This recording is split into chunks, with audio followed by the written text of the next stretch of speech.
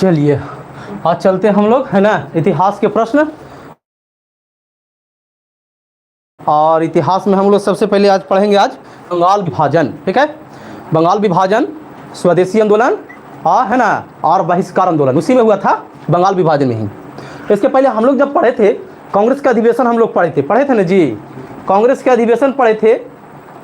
और कांग्रेस के अधिवेशन के बाद आज हम लोग पढ़ रहे हैं बंगाल विभाजन। ठीक है, तो बंगाल विभाजन हम लोग पढ़ रहे हैं। बंगाल विभाजन में चलेंगे हम लोग सबसे पहले कि बंगाल विभाजन में कारण क्या था कि बंगाल को विभाजन करना पड़ा। ठीक है ना, मुख्य मुद्दा तो होना चाहिए। अब बंगाल इतना बड़ा क्षेत्र था, प्रांत था, तो ये इसका कारण क्या था कि बंगाल को विभाजन करना पड़ा, है ना, बंगाल को विभाजन करना पड़ा। कुछ तो कुछ जरूर कारण रहा होगा, है ना, क्योंकि अंग्रेज ने ऐसी तो बंगाल का विभाजन नहीं किया। पहले ये जानिए कि जो बंगाल हमारा प्रांत था, समझे, टोटल हम आप लोग को प्रांत बताए थे, 11 प्रांत बताए थे ना जी, हैं। जब कांग्रेस का अधिवेशन हम लोग पढ़ रहे थे तो उसमें प्रांतों की संख्या बताए थे। उसमें सबसे बड़ा जो प्रांत था वो आपका बंगाल था, समझे, सबसे बड़ा प्रांत बंगाल था। तो अब अगर मान लिया जाए कि अभी का अगर बंगाल की बात कर लिया जाए कि अगर बंगाल रहता तो कौन कौन सा क्षेत्र होता, ठीक है, अभी अगर बंगाल रहता तो कौन कौन सा क्षेत्र होता, ठीक है, समझे ना। तो देखिए अभी का अगर बात कर लिया जाए तो बंगाल रहता तो कौन कौन सा क्षेत्र होता। एक तो आपका बंगाल तो है ही, एक तो आपका बंगाल तो है ही, है कि नहीं। दूसरा आपका क्या रहता, बिहार भी रहता इसी में, उड़ीसा रहता कि नहीं, झारखंड रहता, है कि नहीं, झारखंड भी रहता, बंगाल रहता, बिहार रहता, उड़ीसा रहता, झारखंड रहता, बंगाल में ही पश्चिम बंगाल का भाग। फिर एक का है जो बांग्लादेश बन गया, है कि नहीं, एक बांग्लादेश रहता, है कि नहीं। उसके बाद एक कुछ असम का इलाका भी था जो बंगाल में था, ठीक है ना। असम ने दक्षिणी क्षेत्र के असम का जो भाग था उसका भाग कहाँ पड़ता था, बंगाल में ही पड़ता था। मतलब इतना बड़ा क्षेत्र था जो बंगाल का भाग था। कोई दिक्कत नहीं ना। कौन कौन सा क्षेत्र बताएं जी हम, बिहार, उड़ीसा, झारखंड, बांग्लादेश और असम का कुछ भाग। ठीक है, असम पूरा भाग नहीं था, लेकिन इतना बड़ा क्षेत्र हो करके एक क्या था, प्रांत बंगाल था, समझे। अब कारण क्या होता है कि बंगाल को विभाजन करना पड़ता। आप लोग लिखिएगा तो इसको लिख लीजिएगा, ठीक है ना, आज से साथ में लिखिएगा, हम कहें कि इसको हटाएंगे भी, ठीक है।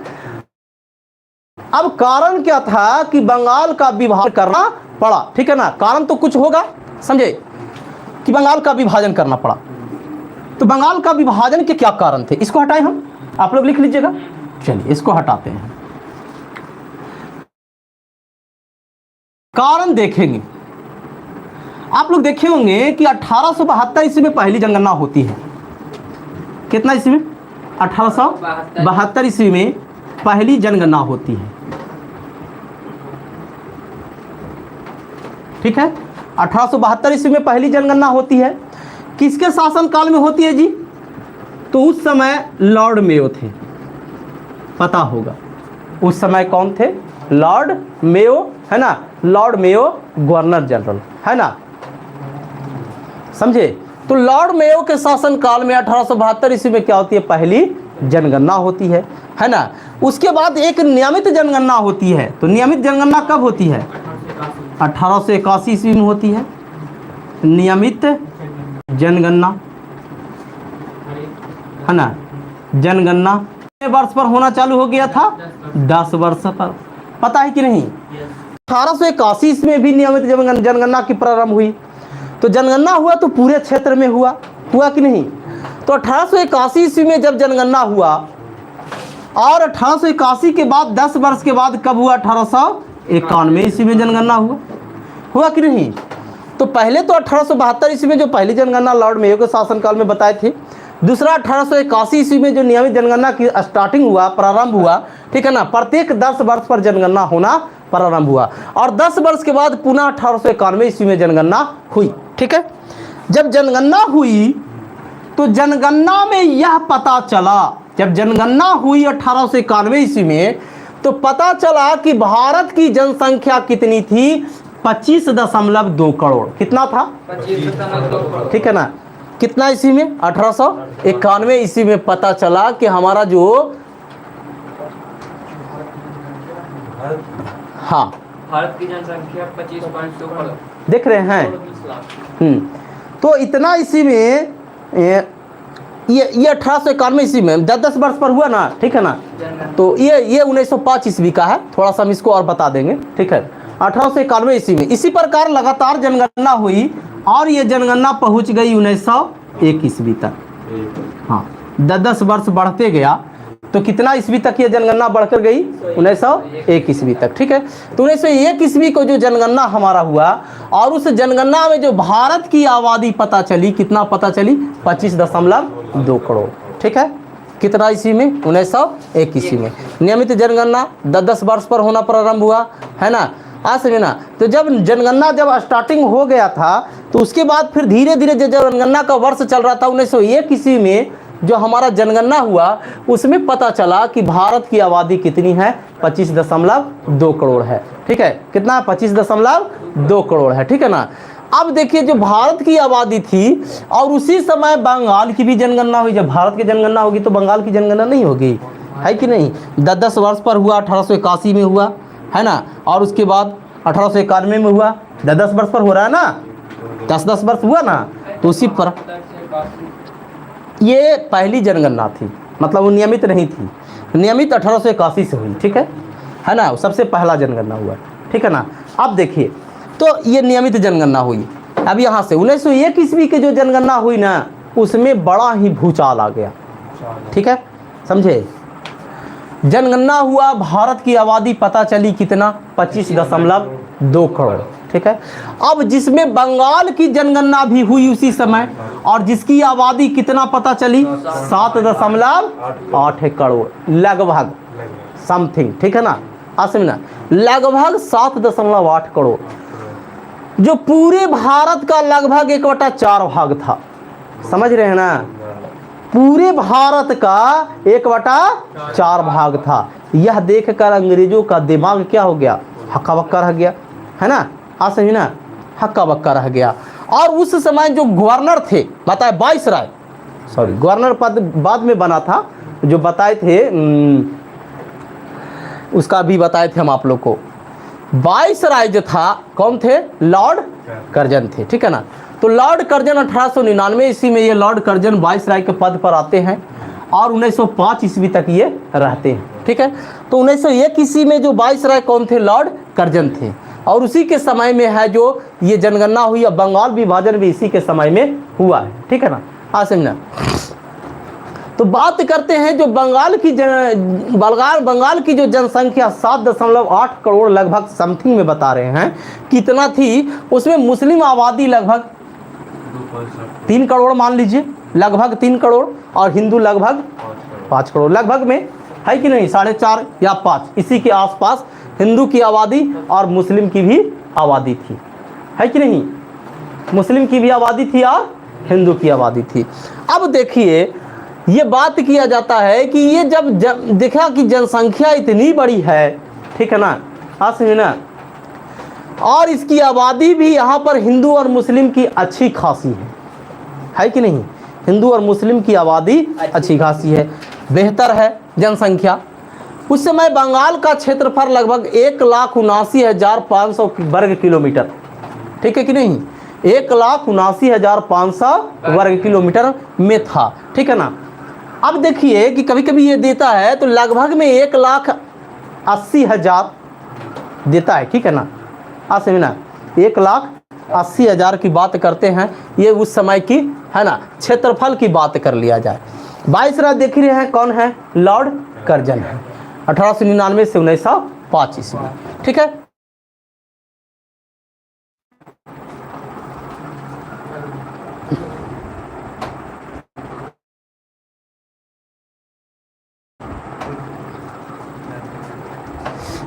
इतनी बड़ी अंग्रेज के दिमाग में घुसा क्या कि बंगाल इतना बड़ा प्रांत है और क्रांतिकारियों का गढ़ है, सबसे ज़्यादा क्रांतिकारी भी कहाँ था? बंगाले में।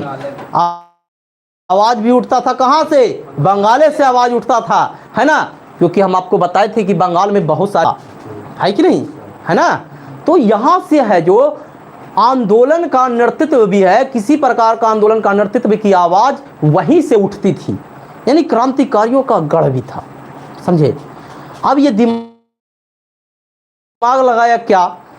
लॉर्ड कर्जन अंग्रेज था, उसने क्या किया कि एक मीटिंग बुलाया और इस प्रकार से आबादी को देखते हुए कहा कि हमको यहाँ पर प्रशासन चलाने में बड़ा कठिनाई होता है। बहाना कहाँ किया? प्रशासन चलाने का, ठीक है ना, कि प्रशासन चलाने में कठिनाई होता है, इसलिए बंगाल का विभाजन होना चाहिए, ठीक है ना, बंगाल का विभाजन होना चाहिए। लेकिन कारण कुछ और था। कारण क्या था कि यहाँ देख रहा था कि हमको यहाँ से अगर क्रांति उठेगा तो बहुत तेजी गति से बढ़ेगा, और बढ़ भी रहा था। क्रांति की आवाज़ वहाँ भी तेजी गति से बढ़ रही थी। तो सोच रहा था कि अगर छोटे छोटे घंटे में इसको बांट देंगे तो धीरे धीरे बांट लेंगे और बांटेंगे, है ना, और राज करेंगे। यही तो नियम था अंग्रेज को कि बांट दो और फिर राज्य करो, यही था ना। हाँ, और यही काम किया। सोचा कि सबसे पहले 2 भाग में करेंगे, फिर उसका और विभाजन कर देंगे।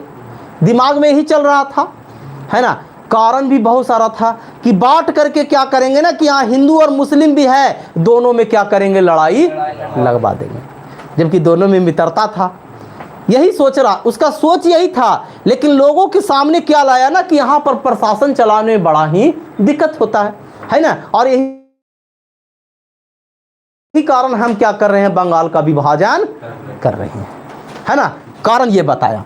अब देखिए, अब क्या होता है कि 19 जुलाई 1905, कितना, 19 जुलाई 1905 विभाजन का प्रस्ताव क्या किया जाता है, पेश किया जाता है, ठीक है। बैठक में विभाजन का प्रस्ताव पेश किया जाता है कि बंगाल का विभाजन होनी चाहिए, ठीक है, अंग्रेजों के द्वारा। 20 जुलाई, देखिए तुरंत डेट में, एक दिन बाद ही विभाजन का प्रस्ताव भी पारित कर दिया, कोई समय नहीं, देख रहे हैं ना, एक ही दिन में कोई मौका नहीं दिया और विभाजन का प्रस्ताव क्या कर दिया, पारित कर दिया, है कि नहीं। 20 जुलाई को विभाजन का प्रस्ताव पारित कर दिया, है कि नहीं। जब 20 जुलाई को विभाजन का प्रस्ताव पारित कर दिया, तब हमारा विभाजन के बाद हमारा बंगाल किस रूप में दिख रहा था, तो एक बंगाल है जिसकी राजधानी कलकत्ता, और एक बंगाल है और जिसकी राजधानी क्या थी, ढाका, जो बांग्लादेश की अभी राजधानी है, समझे।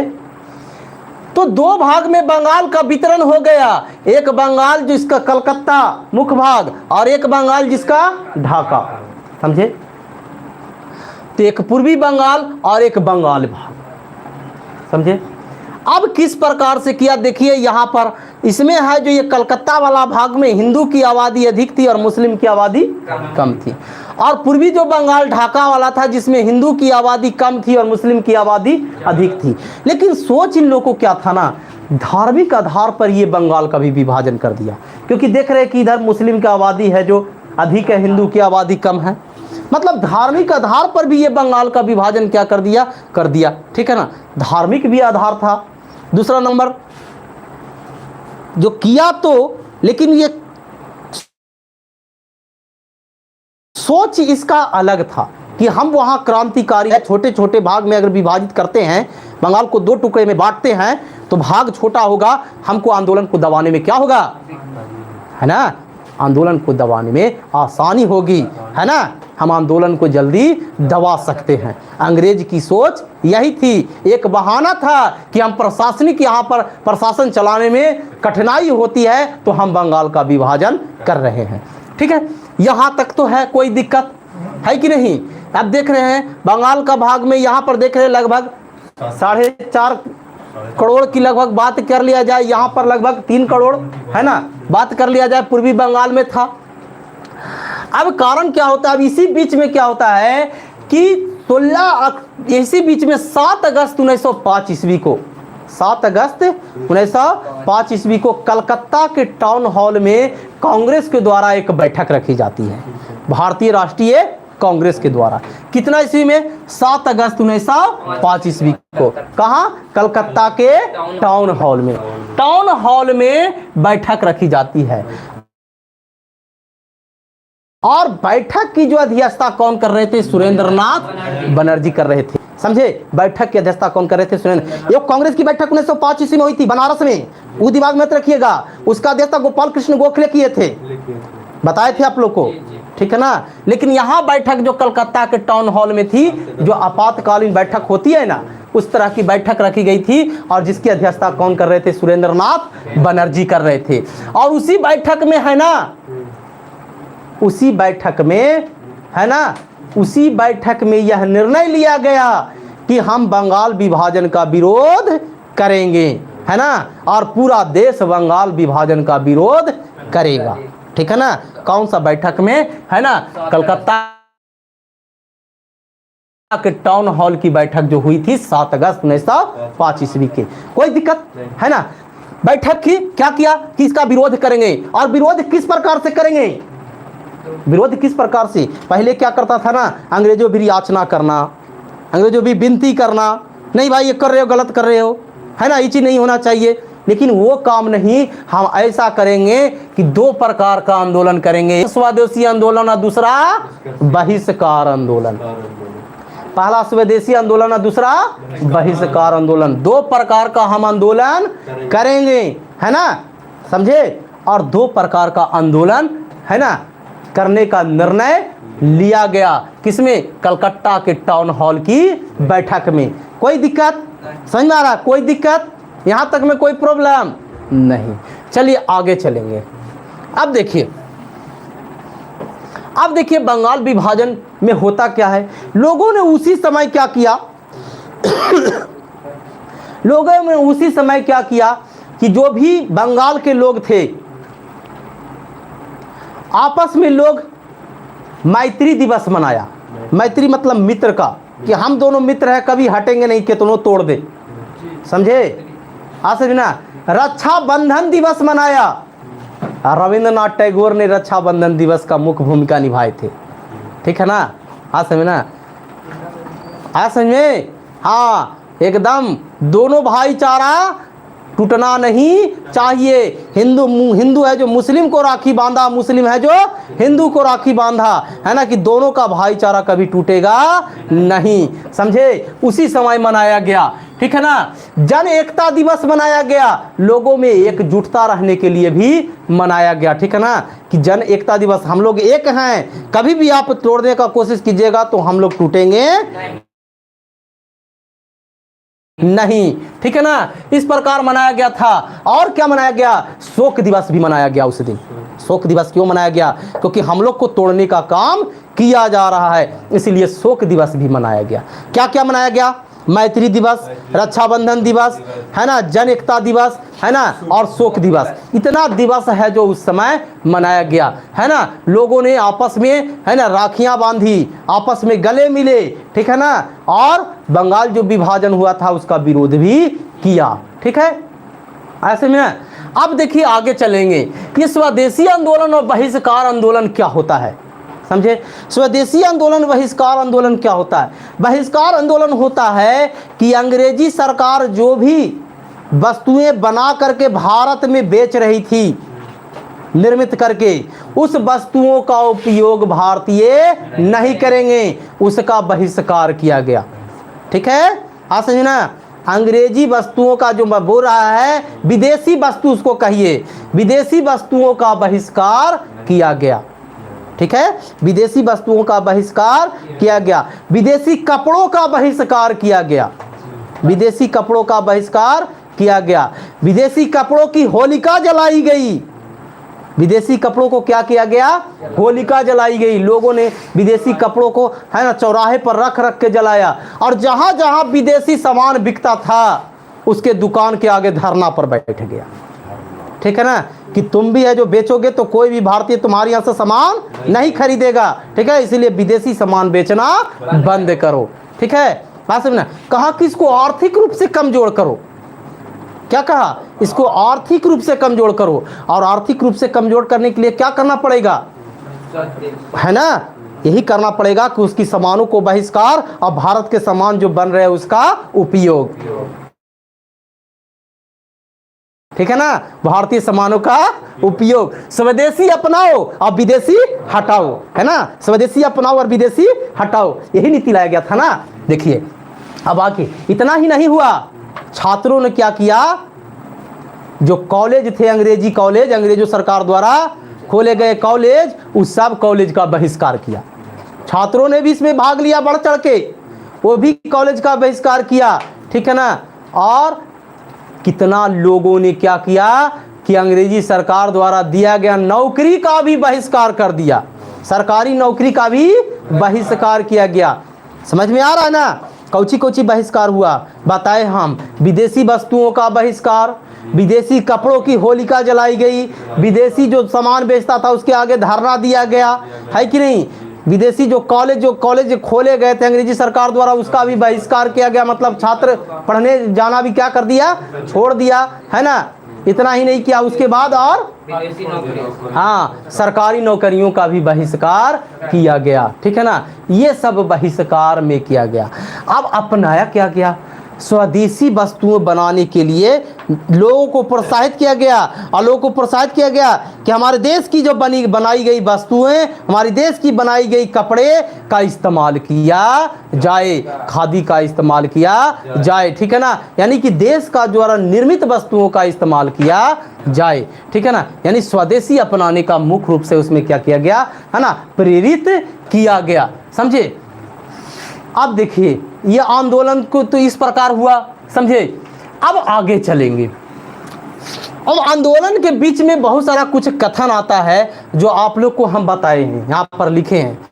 देख रहे हैं कि गोपाल कृष्ण गोखले जो बताए थे महात्मा गुरु के राजनीतिक गुरु थे, महात्मा गांधी के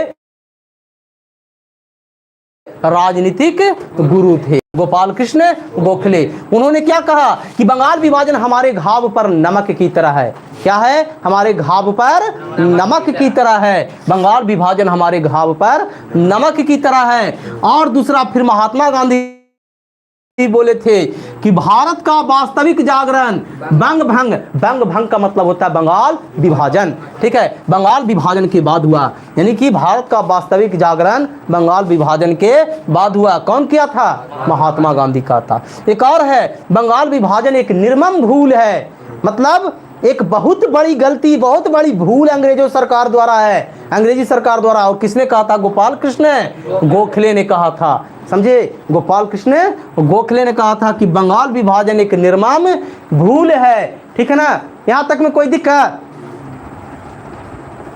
चलिए आगे चलेंगे। अब देखिए कुछ लोग थे जो इसमें भाग लिए थे, हम बताए थे। इसमें देखिए इस आंदोलन में, बंगाल का आंदोलन में एक समाचार पत्र था जिसका नाम था सर्कुलर ए आज़ाद। ठीक है, सर्कुलर ए आज़ादी। ठीक है, समाचार पत्र, और उसने इसका समर्थन किया था, मतलब वो सहयोग दिया था। हाँ समझना, सर्कुलर ए आज़ादी, इसका क्या किया था, सहयोग किया था। समझे। अब देखिए इसमें से बहुत सारे लोग, क्वेश्चन आता है कि इसमें किस वर्ग के लोगों ने भाग नहीं लिया। ठीक है ना, तो दो वर्ग इसमें भाग नहीं लिया था। एक तो किसान वर्ग जो कृषक कहते हैं, और दूसरा जो था पहला कृषक वर्ग। एकदम कंफर्म रखिएगा कि क्वेश्चन में आवेगा कि बंगाल विभाजन के बाद जो बंगाल स्वदेशी आंदोलन अपनाया गया था, बहिष्कार आंदोलन अपनाया गया था, उसमें किन लोगों ने भाग नहीं लिया। तो कृषक ने भाग नहीं लिया था, और दूसरा मुस्लिम भी भाग नहीं लिया था। लेकिन कुछ मुस्लिम थे जो भाग लिए थे, कुछ भाग लिए थे, लेकिन उतनी मात्रा में उसमें बढ़ चढ़कर हिस्सा नहीं लिए थे। ठीक है, कुछ भाग लिए थे जिसका हम नाम बता देते हैं। दिल्ली से सैयद हैदर अगज्जा। ठीक है ना, उसने दिल्ली में है जो आंदोलन का नेतृत्व किया था। ठीक है ना, दिल्ली से सैयद हैदर रज्जा। ठीक है, इसको हटाएं। दिल्ली से सैयद हैदर रज्जा। ठीक है, समझना। और बंगाल से जान ही रहे हैं, बंगाल से सुरेंद्र नाथ बनर्जी थे। बंगाल से कौन थे? सुरेंद्र नाथ बनर्जी। सुरेंद्र नाथ बनर्जी, ठीक है। और पंजाब से कौन थे? पंजाब से अजीत सिंह, लाला लाजपत राय, ठीक है, लाला लाजपत राय, है ना। और महाराष्ट्र से बाल गंगाधर तिलक, महाराष्ट्र से बाल गंगाधर तिलक, महाराष्ट्र से बाल गंगाधर तिलक, ठीक है ना, बाल गंगाधर तिलक, ठीक है। और पंजाब से बतेबे किए लाला लाजपत राय, लाला लाजपत राय और अजीत सिंह। आप लोग लिख लीजिएगा, ठीक है। हाँ समझे ना। तो इन लोगों ने इस आंदोलन में बढ़ चढ़कर हिस्सा लिया था, समझे। लेकिन बंगाल विभाजन है जो प्रभावी हो गया कब? 16 अक्टूबर 1905 ईस्वी को बंगाल विभाजन प्रभावी हो गया, ठीक है ना। चलिए, हाँ, मद्रास से चिदम्बर पिल्ले थे, है ना, चिदम्बरम पिल्ले थे, ठीक है। चलिए, उनकी बात अलग है। अब देखिए आगे चलेंगे हम लोग। इतना तक में तो कोई कंफ्यूजन नहीं है जी? कोई कंफ्यूजन है?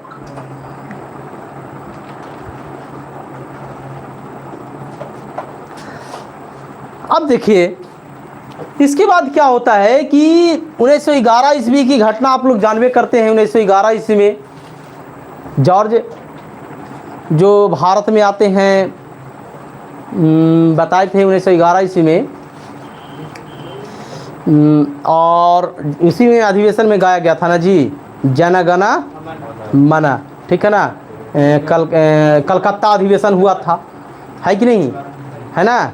कलकत्ता अधिवेशन हुआ था और उसी में गाया गया था। 1911 ईस्वी में फिर क्या है, दोनों को फिर एकीकरण किया जाता है, बंगाल जो विभाजन है उसको रद्द किया जाता है, समझे। 1911 ईस्वी में यही तो था बंगाल विभाजन, ठीक है। बस इतना ही था। जो मुख्य बिंदु है वो आप लोग को है जो विस्तृत रूप से हो गया, समझे।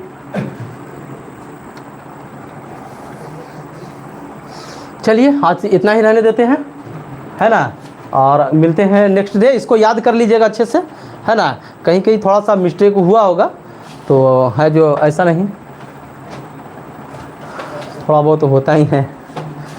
तो इसको कंप्लीट कर लीजिएगा आप लोग पूरा का पूरा अच्छे से, और याद कर लीजिएगा। कल का टास्क भी रहेगा ये। चलिए नेक्स्ट डे मिलते हैं सब लोग।